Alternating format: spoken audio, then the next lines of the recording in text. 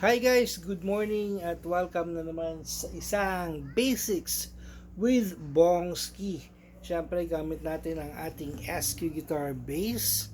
You know, ganda ng kulay, yes. At siyempre, ang pag-uusapan natin ngayong umaga, paano nga ba tayo gumagawa ng chops? Ika nga, sa kung may gitara, may licks, pero dito naman, chops sa bass. Okay. Well, ako, of course, since bass tayo, we always stick with the drums, no? And the drums, siya yung metro. So, dun tayo mag-stick para naman maging steady yung ating notes and ating beat. Okay, let's start. 2, 3, 4. Well, iba-iba yung atake, no? Merong mabagal, may mabilis, pero ako, I start with my own groove. Kunyari, meron akong metronome or meron akong drums. 1, 2, 3, 4. 1, 2, 3, 4.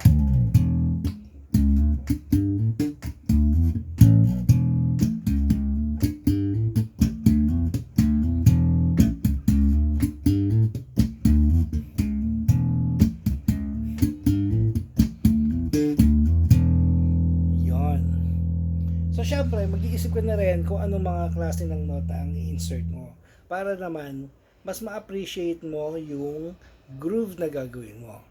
Pero kung nagsisimula ka pa lang at syempre beginner mode or basic pa lang nga tayo, it's always good to stick with itong apat na ito.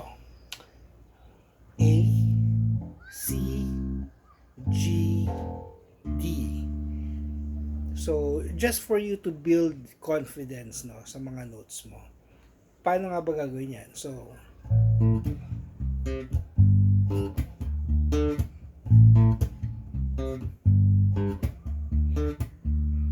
yun. Isa yun. Apat na nota. Pwede mo rin pagpalit-palitin. G.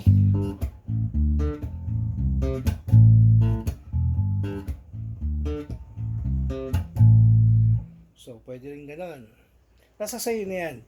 Later along the way, as you progress, mararamdaman mo, mapifeel mo rin sa sarili mo na kung ano yung mga best notes na bagay sa'yo or mas trip mo, no? Hindi naman importante kung on the dot ka sa mga nota. Ang importante rito is we are building the groove. Sabi nga ni Victor Wooten, people don't dance to the tune. Or people don't dance to the tone, they dance to the groove.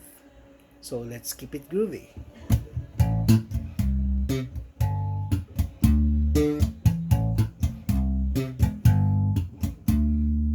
One, two, three, four.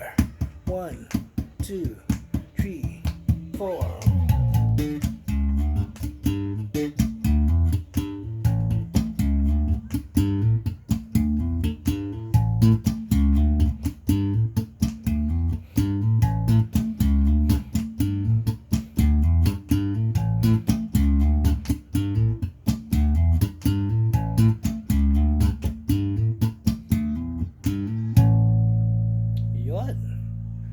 Okay, syempre, practice makes perfect. Sabi nga ni Perf de Castro.